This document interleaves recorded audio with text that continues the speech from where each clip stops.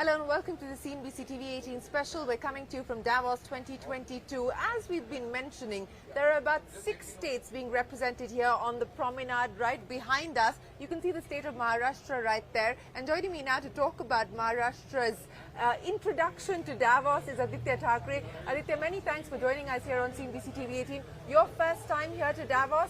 What made you do this?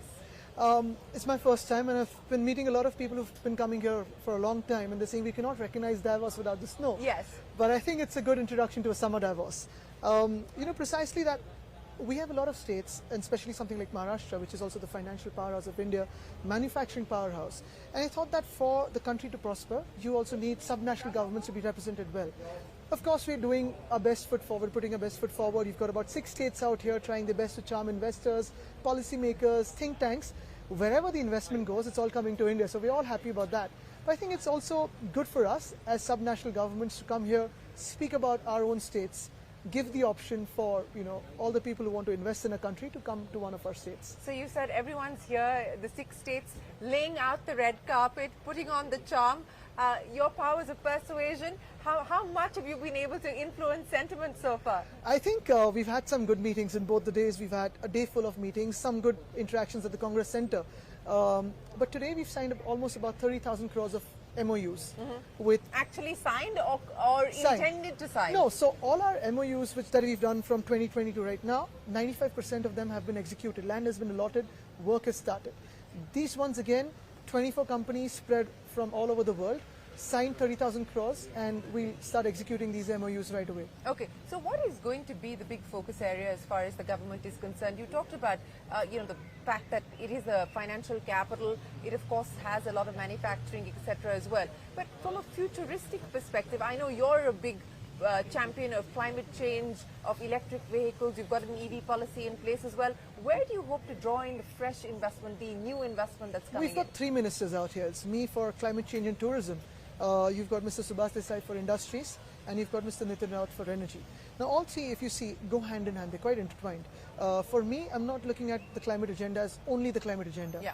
I see it as a huge opportunity for India to be a part of this industry revolution that is bringing in green growth. And if we can tap into that, if we can create this new industry to be coming into India, we're looking at the climate problem, which is also, we're high on the vulnerability index. So our vulnerability index, really looking at the abstract amount of poverty that exists in formal homes, the agrarian economy, we're high. But apart from that, more industries coming in for green growth, creating more streams of revenue for the country, more employment, that is the opportunity. For energy, of course, we're looking at greener energy, greener sources of energy, new firm power, innovations coming in. And industry, of course, is doing its job trying to attract as many investors to Maharashtra as possible. I'll talk to you about your green energy aspirations in just a second. But since you're talking about energy, we are currently in the midst of a challenging situation at this point in time. States, including yours, are struggling with power outages as well. States have been asked to import coal. How worried are you about the current situation, and what do you intend doing about it? So it is a two-way problem, right? I mean, from one end, you want to actually go high on renewables, you want to go high on clean energy, you want to phase down coal, as even the Prime Minister's committed at COP, and all of us are duty bound to that, and with our personal beliefs for the environment. But on the other end, you cannot have a single day of load shedding for either your citizens or industries or offices, and that's why you've got to walk the midway. So we're here to actually look and talk with different people from around the world into clean energy, renewable energy, firm sources of power that are clean and green. So that's what we're looking at, and we want to actually move forward on our commitment. We're meeting a lot of interesting people out here. We're hoping to take those commitments ahead. Agriculture, and that's another focus area, and we have seen what the impact of climate change has done to agriculture. You've got a situation where farmers are struggling at this point in time with high fertilizer costs and so on and so forth as well. Any innovative solutions that you're looking at bringing into the agri-economy? Are you talking to people here? So we've already have this project going called POKRA, Climate Resilient Agriculture, that's going on in Maharashtra with 5,000 villages. Going beyond that, we met a couple of good companies with agri-tech, some satellite-based imagery companies that will give us an idea of what the land degradation is like, what is the water holding capacity of the land, what is the weather pattern over the next few days. I think that is also very crucial for us. And then going beyond that in terms of drip irrigation and things like that, which get you back to the basics. So you've got to move beyond the conventional sources of thinking. You've got to go into what is disruptive and what can be basic but yet to be implemented on ground. Aditya, it's now been a few years for you in government, ever since your government came into power.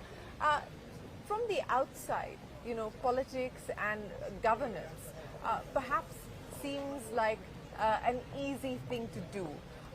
People will criticize Pass through. you. No worries, pass through. People worries. will criticize you for Hi. this. Yes, nice meeting you. Well, this is Nice meeting you. With the UN. Oh wow. Principal. Oh wow. Okay. we do meetings on live television as well. Nice meeting you.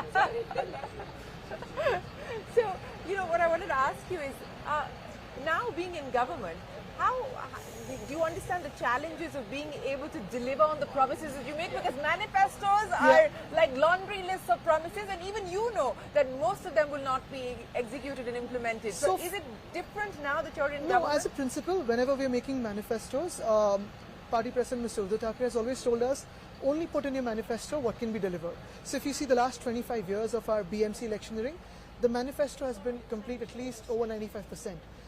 Whatever was stuck was with a high level of government. Thankfully now with state, there's a continuity of government in terms of the municipal corporation and the state. A lot of agencies are sitting together and working together. Likewise for the state, when we sort of had a manifesto going out, it was everything that we could deliver. Yes, with COVID, there has been a financial crunch in the last 2 years, but we've started off delivering again. So yes, there is a lot of learning on the job. Who knew that we'd be jumping right into a COVID crisis 3 months or 4 months into government, but it's been good learning on the job. It has been, I would imagine, challenging, but a good learning curve as well. Infrastructure and that... Not curve, it's been a hairpin, try for us. Yes, infrastructure, and that continues to be one of the big constraints holding the state and the city back as well. What can we now expect on that front, both in terms of capex as well as in terms of execution? So I'm not going to make the typical pitch we make to the investors here, but by... What are you? I'm going to get you to do a pitch to investors. We'll do that, the startup minute with you. Typically if you see, and we've been speaking to a lot of investors, and the ecosystem existed in Maharashtra in terms of course, peace and stability, law and order, rules, and sort of just the ecosystem in terms of infrastructure for industries to come in, manufacturing industries to come in. I think we excel further, by miles from any other neighboring or any other state, but we're not going to go there here. We're pitching for everyone. Yeah.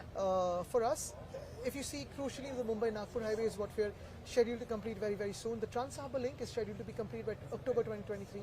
Coastal Road by December 2023. Worli-Shivdi Connector, the Goregaon-Mulund Link Road, the Delhi-Mumbai Corridor. All of these are on track. We've been reviewing it every week. And the best part is, because a lot of urban local bodies are in sync with the same state government, everyone's working on the same agenda.